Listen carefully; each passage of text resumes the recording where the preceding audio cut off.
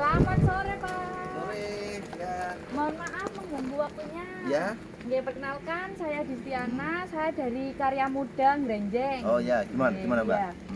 Ini saya boleh tanya nggak Pak ini Pak? Mengenai ini, Iya, vanili. mengenai Oh, vanili ini. boleh banget gini. Iya. Gimana? Apa yang perlu diketahui? Apa yang perlu saya sampaikan ini sekarang? Iya, kira-kira pengetahuan tentang vanili yang paling dasar itu apa nih Pak? Nah, gini, vanili ini yang pertama adalah tumbuhan yang kalau kita sering dengar kata rasa vanila itu gunakannya. Jadi vanili itu akan digunakan kalau dipakai sebagai aroma sebagai taste vanila. Jadi vanili ini diambil nanti buahnya berupa polong panjang-panjang kayak kacang atau kayak buncis bentuknya. Jadi nanti diambil akan diproduksi menjadi yang flavor vanila seperti itu. Oke. Nah, untuk itu sendiri pemanenannya bisa dalam waktu berapa ya Pak? Dari masa waktu tumbuhnya sampai pemanenannya itu butuh waktu berapa? Nah, ini yang agak menarik ini. Karena vanili ini butuh waktu yang cukup lama. Panennya itu rata-rata setahun sekali. Karena usia buah itu 8 sampai 9 bulan baru bisa dipanen. Nah, dari masa tanam awal sampai kita melakukan pembungaan atau stressing itu butuh waktu minimal 2 tahun. Setelah itu tumbuh bunga itu dari mulai polinasi sampai dengan panen itu 8 sampai 9 bulan, sehingga butuh waktu 3 tahun baru panen pertama. Tapi setelahnya itu bisa tiap tahun insya Allah bisa panen seperti itu. Tiap tahunnya itu 1 tahun sekali atau 1 tahun sekali. Jadi karena kan butuh waktunya 8 sampai 9 bulan. Oh iya. Jadi cukup lama, tidak seperti tanaman lain jagung atau apa kan cuma butuh waktu berapa 40 hari atau 50 hari. Vanili agak lama. Gitu. Untuk nanti bentuknya vanili itu sendiri kan seperti polong tadi. Ya. Kalau vanili yang beredar itu kan warnanya putih, dominannya putih ya. Ya. Nah, untuk bentuk buahnya itu sendiri nanti juga putih atau apa? Enggak. Jadi untuk buahnya persis seperti buncis warna hijau. Itu kita sebut vanili basah. Setelah itu baru kita lakukan fermentasi sehingga warnanya itu kuning dan baunya harum. Kita akan buka, kita ambil dalamnya berupa bubuk. Kayak isinya kecil-kecil bubuk gitu. Jadi itu yang kita ambil. Nah, vanili itu karena tadi flavor, jadi ya bentuknya bubuk. Sedikit aja itu aromanya luar biasa. Sayang ini kita belum punya contohnya. Iya. Nanti kalau sudah ini berbuah sudah jadi, nanti akan saya undang lagi di Karya Muda ya Mbak Disti ya. Betul, Ya, Karya Muda ya, Ngrenjeng ya. Oh, untuk pertanyaan berikutnya ya Pak ya. Ya. Untuk cara tanamnya sendiri itu dimulai dari apa ya Pak? Vanili ini. Nah, ini kalau saya sebenarnya ini secara umum vanili itu bisa ditanam dengan stek panjang atau stek pendek. Nah, stek panjang itu ada perbedaannya. Kalau saya itu menggunakan stek panjang dari batang vanili yang sudah tua. Ini saya kasih contoh di sini. Kita lihat contohnya ini. Stek panjang 1 meter saya ambil. Ini kan batang sudah tua. Ya. Ini bibitnya sehingga dia tumbuhnya ini dia tumbuh tunasnya itu langsung besar. Jadi langsung jadi seperti ini. Ini stek panjang. Nah, kami dan saya juga mendapat rekomendasi untuk steknya stek panjang. Kalau stek kecil, stek pendek itu hasilnya akan kecil seperti Ada contohnya? ada. Silakan. Ini saya akan tunjukkan. Nah, ini. Sebenarnya ini stek pendek. Ini lebih pendek kan yang ini? Iya. Ini pendek sehingga dia tumbuhnya batangnya itu kecil. Ini juga tumbuh dari bawah, batangnya juga kecil. Akan lama. Ini nanti masih butuh waktu lagi ketika kita mau pembesaran penuaan batang itu harus dipotong sehingga tumbuh tunas baru.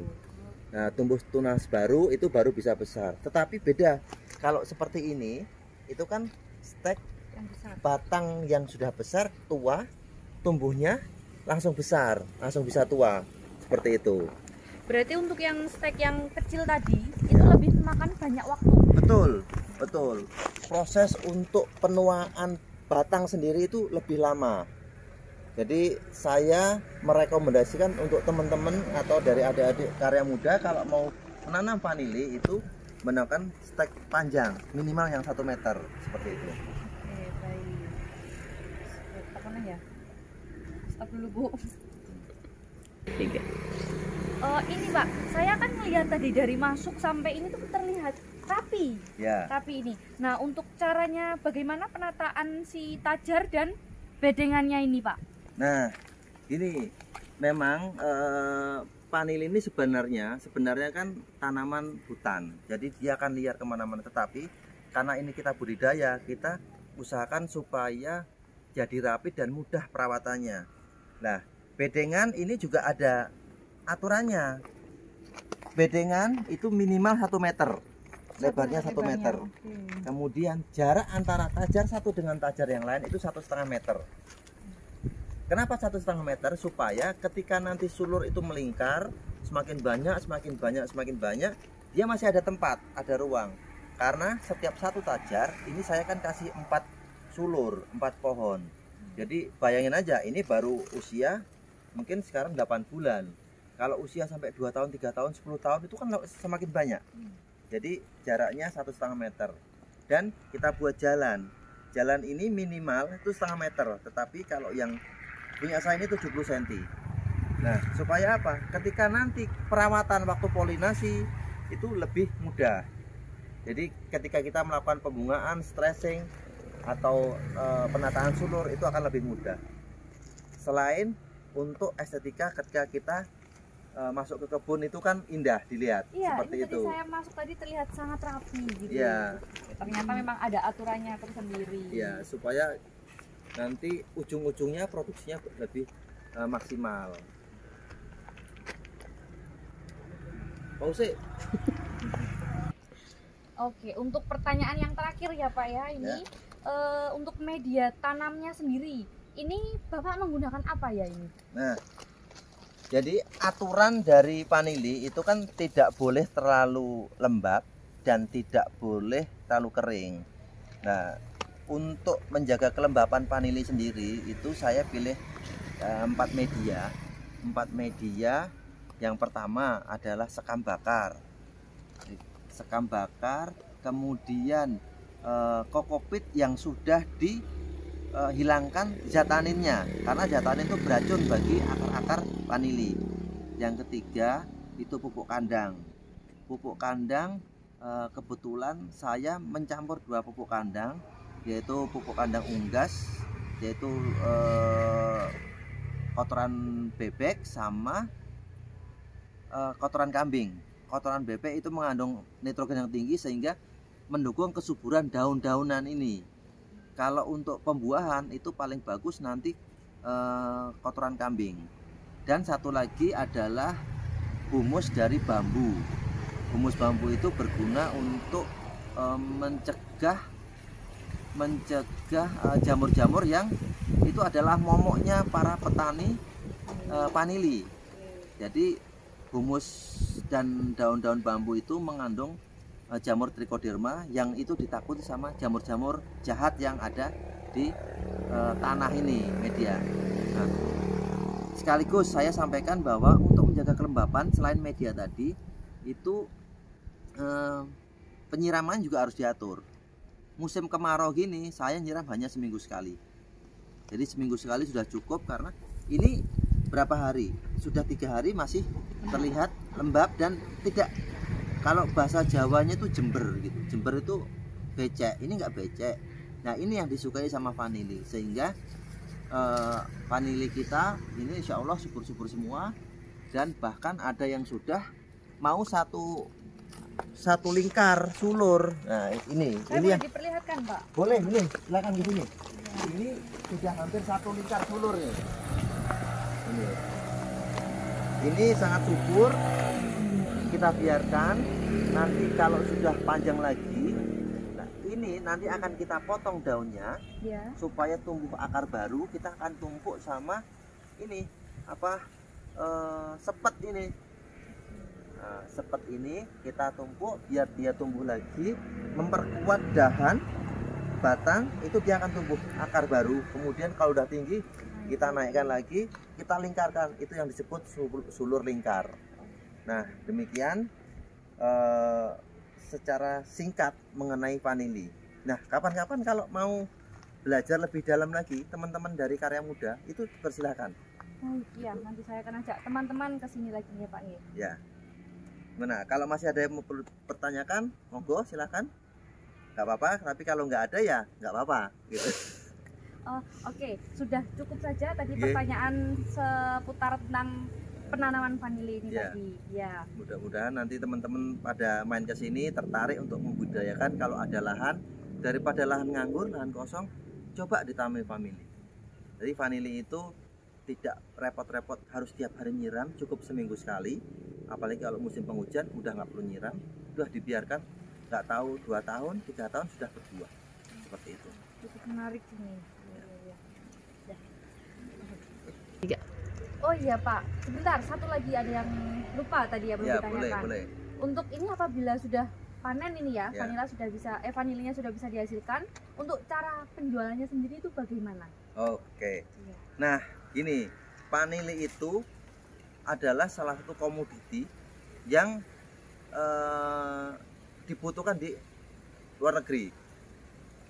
Kita masih sangat kekurangan untuk ekspor ke Timur Tengah dan Eropa.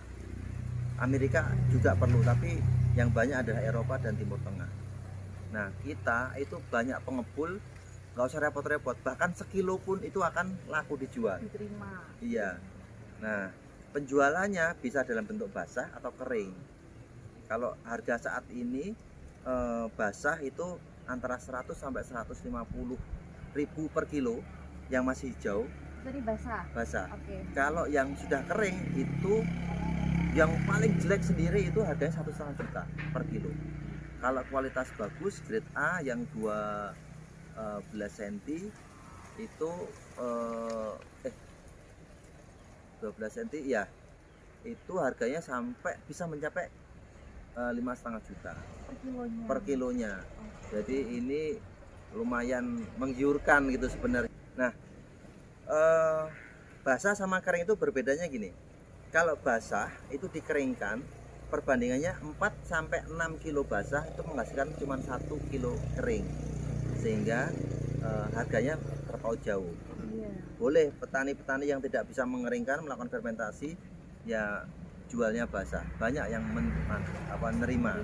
Ya, kalau fermentasikan sendiri. fermentasi sendiri nanti tinggal kita kumpulin. Dan satu lagi, bahwa vanili kering itu bisa disimpan sampai tahunan.